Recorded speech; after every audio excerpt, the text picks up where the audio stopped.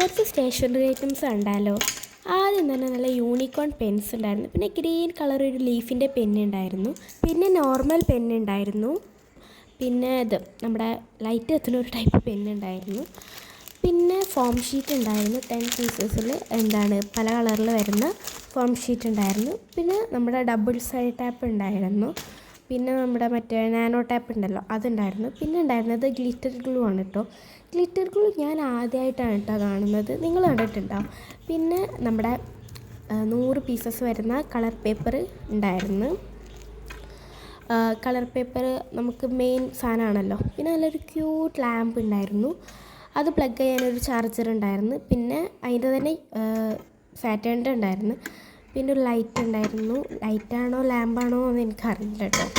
അങ്ങനെ ഒരു ലൈറ്റ് ഉണ്ടായിരുന്നു, പിന്നെ ഒരു സ്റ്റാൻഡ് ഉണ്ടായിരുന്നു, നമ്മുടെ പെയിൻറ്റിംഗ് ഒക്കെ വെക്കുന്ന ഒരു സ്റ്റാൻഡ്. അപ്പോൾ ഇത്രയേ ഉള്ളൂ, ബൈ.